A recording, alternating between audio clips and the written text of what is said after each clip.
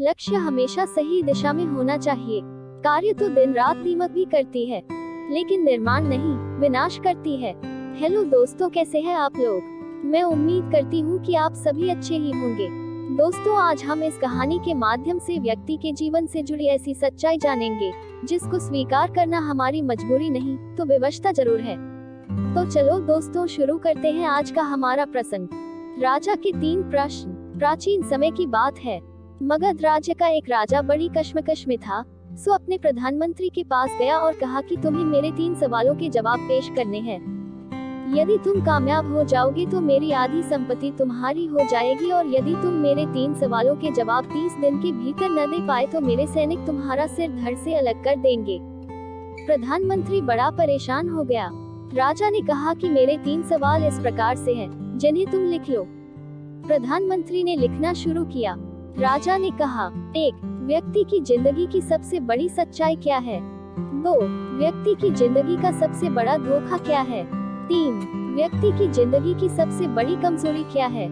राजा ने तीनों सवाल समाप्त करके कहा, कल सूर्योदय के साथ तुम्हारा समय शुरू होता है। प्रधानमंत्री अपने 3 सवालों वाला कागज लेकर दरबार से रवाना हुआ और सभी संतों, महात्माओं, साधु फकीरों के पास जाकर उन सवालों के जवाब पूछने लगा। मगर किसी के भी जवाबों से वह संतुष्ट नहीं हुआ।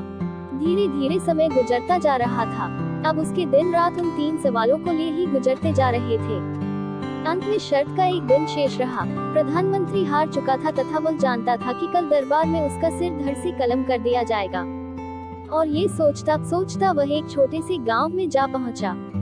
वहाँ एक छोटी सी कुटिया में एक संत अपनी मौज में बैठा हुआ था और उसका एक कुत्ता दूध के प्याले में रखा दूध बड़े ही चाव से जीभ से जोर जोर से आवाज करके पी रहा था। प्रधानमंत्री ने झोपड़ी के अंदर झांका तो देखा कि संत अपनी मौज में बैठकर सूखी रोटी पानी में भिगोकर खा रहा था। जब संत की नजर प्रधानमंत्री की फटी हालत पर पड़ी तो प्रधानमंत्री से कहा कि महाशय, आप सही जगह पहुंच गए हैं और मैं आपके तीनों सवालों के जवाब भी दे सकता हूं। प्रधानमंत्री हैरान होकर पूछने लगा, आपने कैसे अंदाजा लगाया कि मैं कौन हूं और मेरे 3 सवाल क्या हैं? संत केवल मुस्कुरा दिया। प्रधानमंत्री और ज्यादा हैरान हो गया और पूछा, क्या तुम मेरे सवालों के जवाब दे सकते हो? संत ने हाँ में सिर हिलाया और कहा, मैं आपके 2 सवाल के जवाब मुफ्त में दूंगा, मगर तीसरे सवाल के जवाब में आपको उसकी कीमत अदा करनी पड़ेगी। अब प्रधानमंत्री ने सोचा, यदि राजा के सवालों के जवाब न दिए तो राजा मेरे सिर को धड़ से अलग करा देगा, इसलिए उसने बिना कुछ सोचे समझे संत की शर्त मान ली। संत ने कहा, तुम्हारे पहले सवाल का जवाब है मौत। इंसान की जिंदगी की सबसे बड़ी सच्चाई मौत है। मौत अटल है, ये अमीर गरीब, राजा फकीर किसी को नहीं देखती है।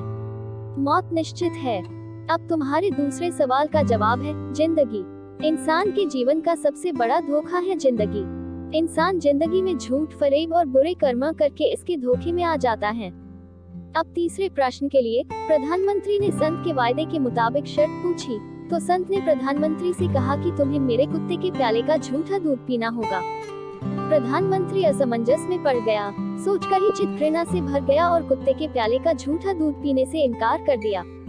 मगर फिर राजा द्वारा रखी शर्त के अनुसार सिर धड़ से अलग करने का सोचकर बिना कुछ सोचे समझे कुत्ते के प्याले का झूठा दूध बिना रुके एक ही सांस में पी गया। संत ने जवाब दिया कि यही तुम्हारे तीसरे सवाल का जवाब है गरज। गरज इंसान की जिंदगी की सबसे बड़ी कमजोरी है। गरज इंसान को न चाहते हुए भी वह काम कराती है जो इंसान कभी नहीं करना चाहता है, जैसे तुम भी अपनी मौत से बचने के लिए और तीसरे सवाल का जवाब जानने के लिए एक कुत्ते के प्याले का झूठा दूध पी गए। गरज इंसान से सब कुछ करा देती है। मगर अब प्रधानमंत्री बहुत प्रसन्न था क्योंकि उसके तीनों सवालों के जवाब उसे मिल गए थे। प्रधानमंत्री ने संत को धन्यवाद अदा किया और महल की ओर रवाना हो गया। राजा प्रधानमंत्री के तीनों उत्तर सुनकर प्रसन्न हुआ और शर्त के अनुसार उनसे आधा राज्य दे दिया।